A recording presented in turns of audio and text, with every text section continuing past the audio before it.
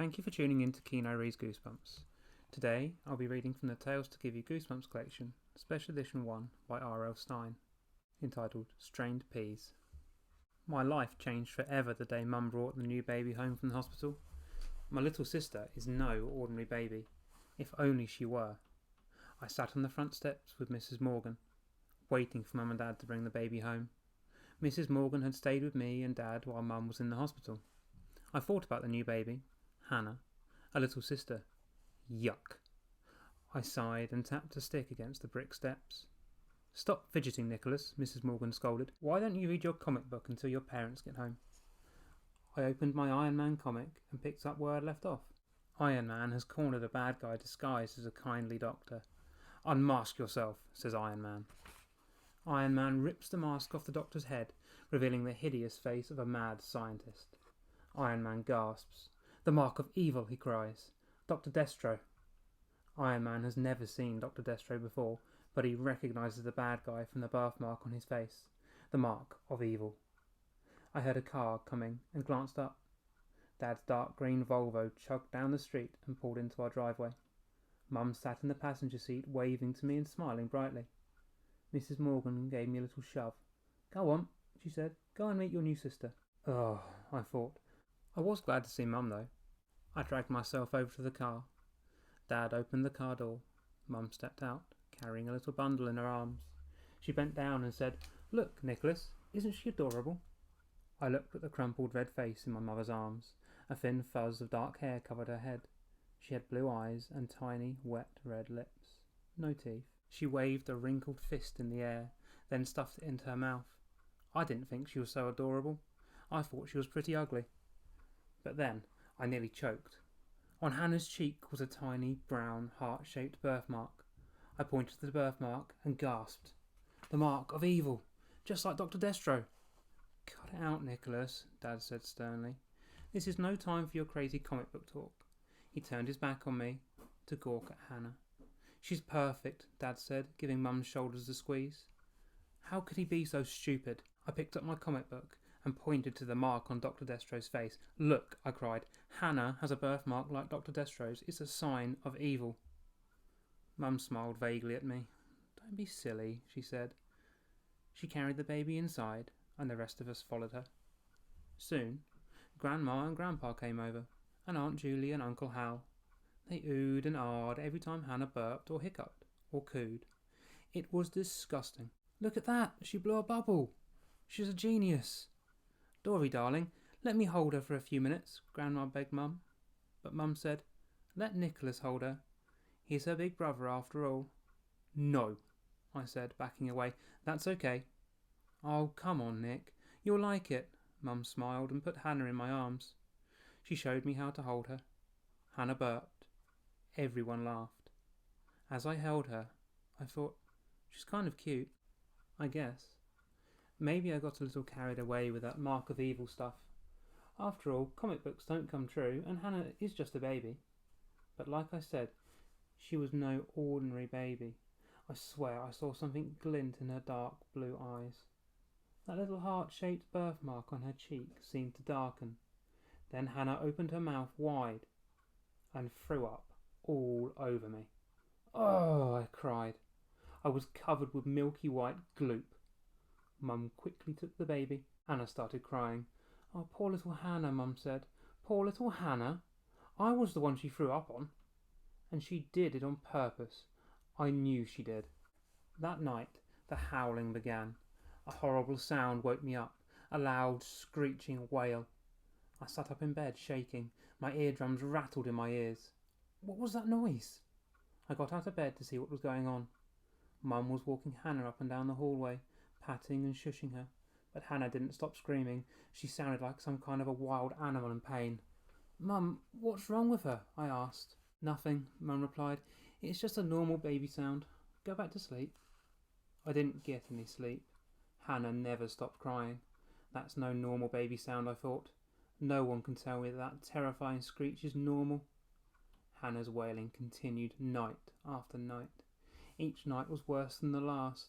Wild screams that even the neighbours could hear. Monstrous screams. When Hannah started crying, The neighbourhood dogs threw their heads back and howled along with her. I could swear I saw her birthmark grow, just a little. A few months passed. Hannah learned to crawl early. Mum and Dad thought that meant she was smart. I knew better. She had a mission. She wanted to be an only child. She wanted to get rid of me. The crying didn't get rid of me. The puking didn't get rid of me. But Hannah had other tricks up her little terry cloth sleeve. One morning before school, I found Hannah in my room chewing on something. She held a bit of paper in her hand. When she saw me coming, she tried to stuff it into her mouth.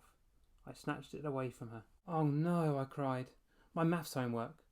Or what was left of it. Mostly just my name and the date, covered with drool. Hannah had eaten my homework. She swallowed and smiled that evil smile. "Ha ha," her smile seemed to say. "Gotcha." "Mum," I called. "Hannah's eaten my homework." Mum swooped in and picked up Hannah. "She what? Is she all right?" "Mum, what about my homework?" Mum frowned at me as if she'd just realised what I was telling her. "Nicholas, you didn't do your homework, did you? And now you're trying to blame it on Hannah."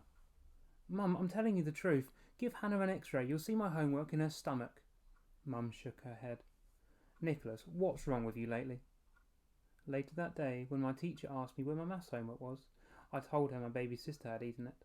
She kept me behind after school. That's what I got for telling the truth.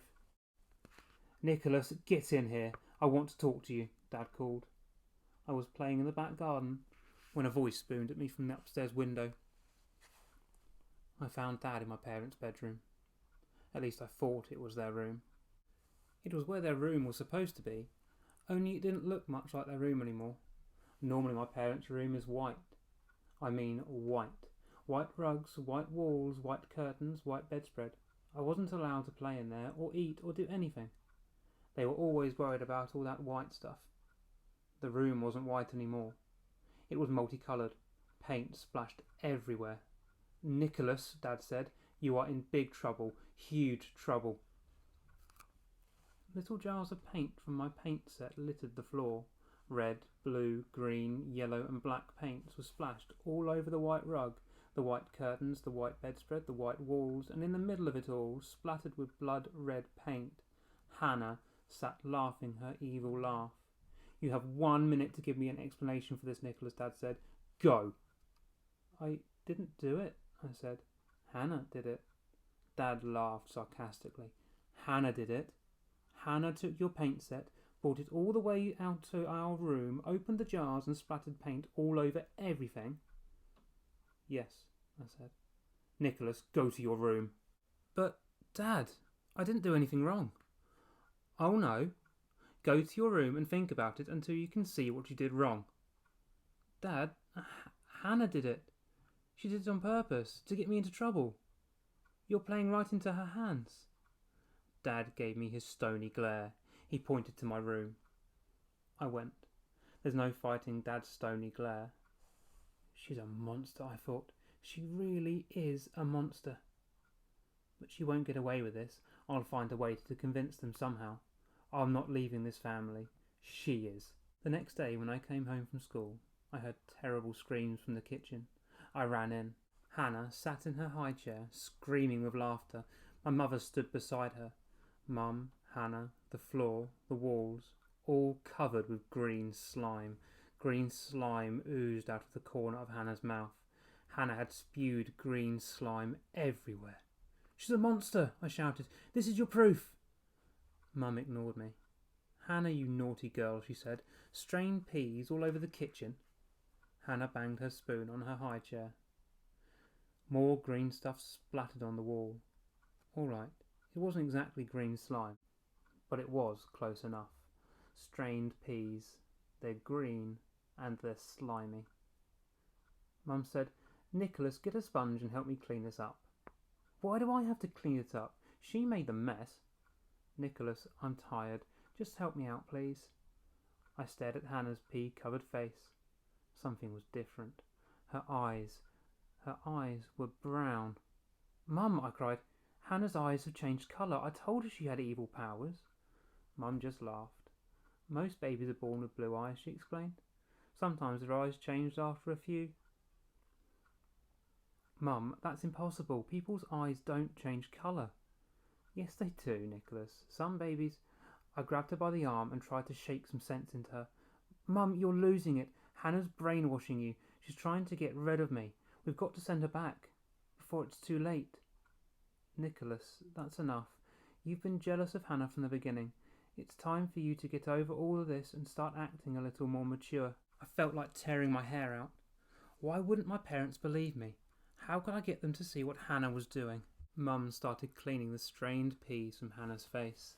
The birthmark seemed to glow like a tiny spark. The worst was still to come. I was sitting in the den watching TV, minding my own business. Then I heard a creeping sound. Creep, creep, creep. The sound of little knees scraping against the rug. Oh no, I thought, here she comes. I turned around to look. Hannah was crawling towards me, clutching a pair of scissors in her tiny fist. She crawled closer, closer. That evil gleam in her eyes, the birthmark pulsing on her face. She was going to stab me. No! I yelled. I backed away. She kept crawling towards me, the scissors gleaming. This is it, I thought. My baby sister is going to kill me. Nicholas! My mum stood in the doorway. Then she ran to Hannah and snatched the scissors away from her. Thanks, Mum, you saved my life, I cried. How could you do this? Mum said. How could you let Hannah carry around such a sharp object? She could have been seriously hurt. She could have been hurt? Mum, she was going to kill me. Nicholas, this is ridiculous. Mum, she's trying to get rid of me. She wants to be an only child. I think that's what you want, Nicholas, Mum said. I think we need to have a long, long talk. I'm not making this up, Mum. Why won't you believe me? You always trusted me before, until Hannah came along. The phone rang. Mum picked up Hannah and stormed off to the kitchen to answer it. A few minutes later, I heard Mum cry out, Oh, no, I don't believe it. I hurried to the kitchen to see what was wrong. Mum was crying. She said, All right, Dr. Davis, we'll be there this afternoon. She hung up the phone and cried some more. She gripped the wall as if she thought she had fainted. Then she stopped crying and stared at Hannah with a new, weird look on her face. A look of horror. At last, I thought, she believes me. The doctor must have called to warn us that Hannah was a monster.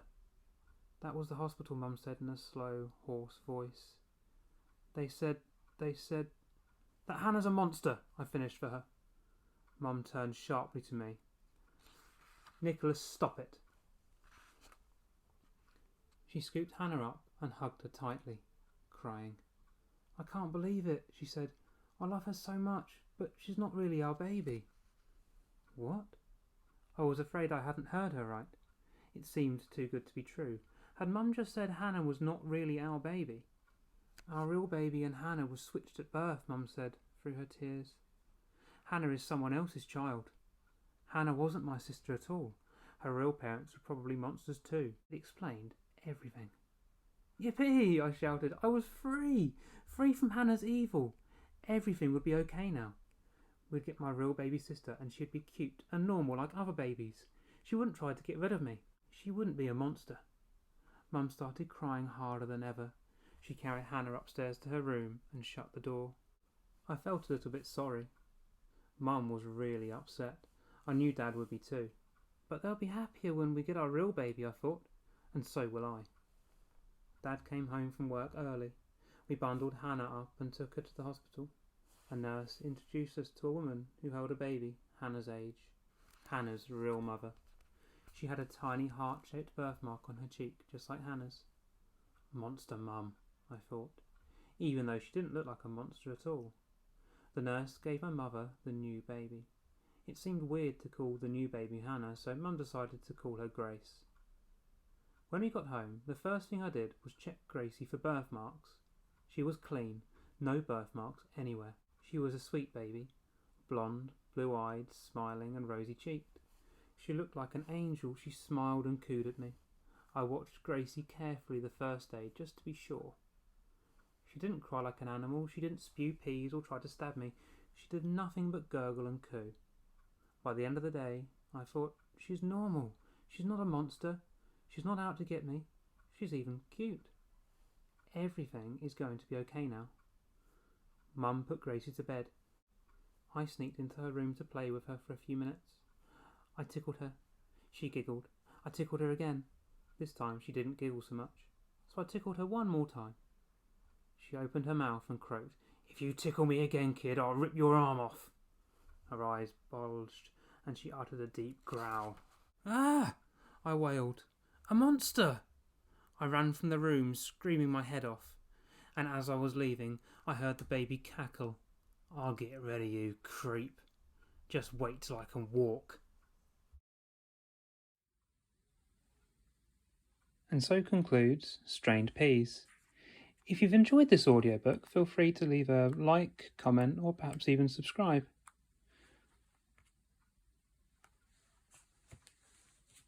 And coming soon, Deep Trouble.